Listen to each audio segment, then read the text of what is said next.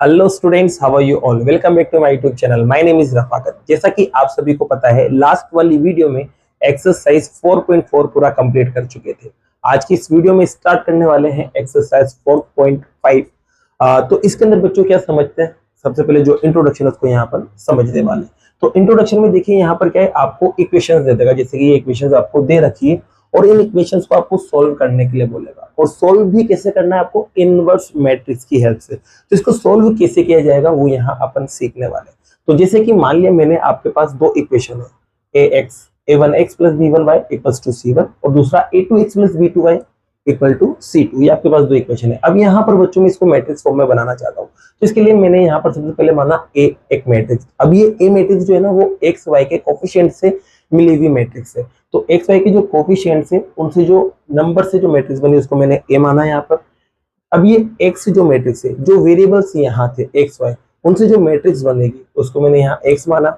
और जो बी है बच्चों, जो कांस्टेंट यहाँ नंबर थे इक्वेशंस में जिसमें एक्स वाई नहीं आ रहा था, उनसे जो मैट्रिक्स बनी उसको मैंने यहाँ बी माना।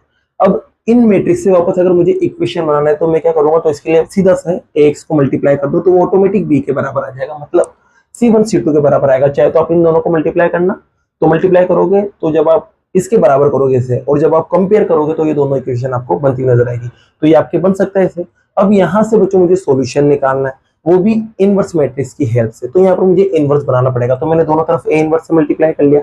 अब आपको पता है ए इनवर्स और ए मल्टीप्लाई होके आइडेंटिटी मैट्रिक्स बनाता है, और ये एक्स एज इट इज, यहाँ पर ये एज इट इज रहेगा। अब आइडेंटिटी मैट्रिक्स किसी से भी मल्टीप्लाई हो तो वही रिजल्ट आता है, तो यहाँ एक्स आ जाएगा और यहाँ पर ये एज इट इज। तो इसका मतलब किसी भी इक्वेशन को सोल्व करना है इनवर्स मैट्रिक्स की हेल्प से। तो इसके लिए आपको कुछ भी नहीं करना, आपको जो भी मैट्रिक्स है ए, उसका ए इनवर्स निकालना है, और जो बी मैट्रिक्स आपको मिलेगी यहाँ, उन दोनों को बस मल्टीप्लाई कर लेना है। आपको क्या मिल जाएगा, सॉल्यूशन मिल जाएगा।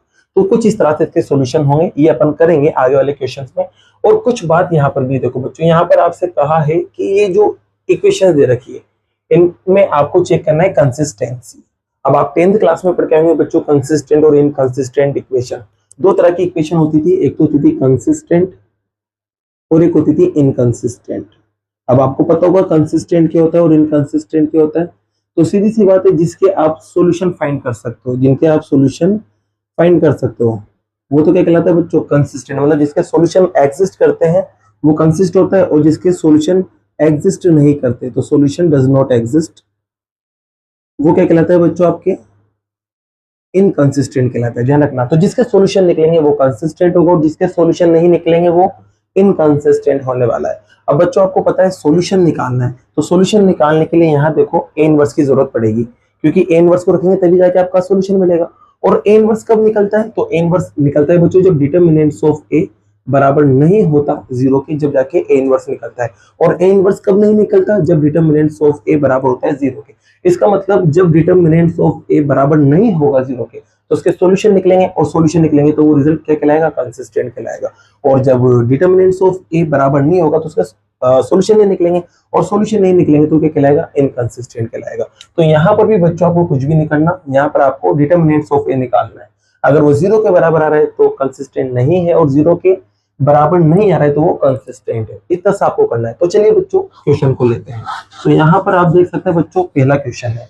इसको देखिए, मैं क्या करने जा रहा हूँ, जैसे ये क्वेश्चन थी उससे ए, एक्स और बी को फाइंड करने जा रहा हूँ। तो देखिए बच्चों, सबसे पहले ए को फाइंड करते हैं। तो ए क्या होगा, जो कोफिशिएंट्स होंगे यहाँ पर उनका मैट्रिक्स। तो यहाँ 1 है, यहाँ 2 है, और यहाँ पर 2 है, और यहाँ 3 है।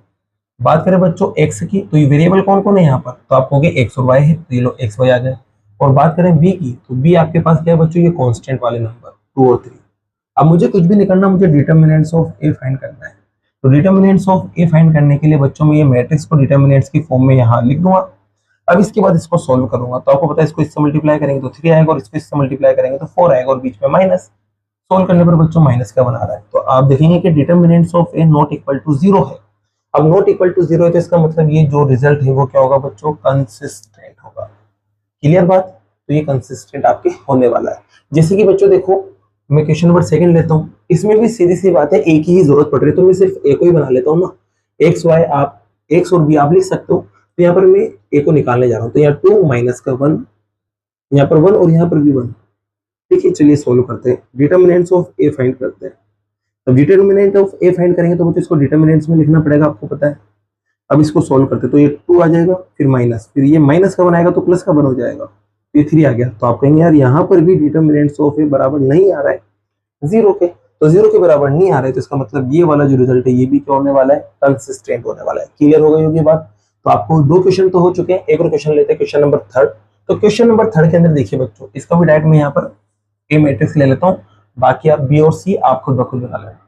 तो एक्स में यहाँ 1 3 आ गया, यहाँ पर 2 और 6 आ गया। ठीक है बच्चों, अब यहाँ पर आपके पास डिटर्मिनेंट्स ऑफ ए आपको फाइंड करना है। ठीक है, तो डिटर्मिनेंट्स ऑफ ए फाइंड कर रहे हैं, तो 1 2 3 और 6 सॉल्व करते हैं बच्चों। तो यहाँ आ गया 6 और यहाँ पर आ गया 6, और दोनों को माइनस करेंगे तो रिजल्ट कितना आएगा, 0। तो आप देख रहे हैं बच्चों डिटर्मिनेंट्स ऑफ ए जो है ना वो 0 के बराबर आ गया। और जब डिटर्मिनेंट्स ऑफ ए 0 के बराबर आता है तो जो सिस्टम है इक्वेशन का वो क्या होता है, इनकंसिस्टेंट होता है। तो यहाँ पर भी आप लिख देंगे कि यार ये जो सिस्टम है वो क्या है बच्चों, इनकंसिस्टेंट। तो बच्चों आपको समझ आया होगा कि कंसिस्टेंट कैसे चेक करना है, इनकंसिस्टेंट कैसे चेक करना है।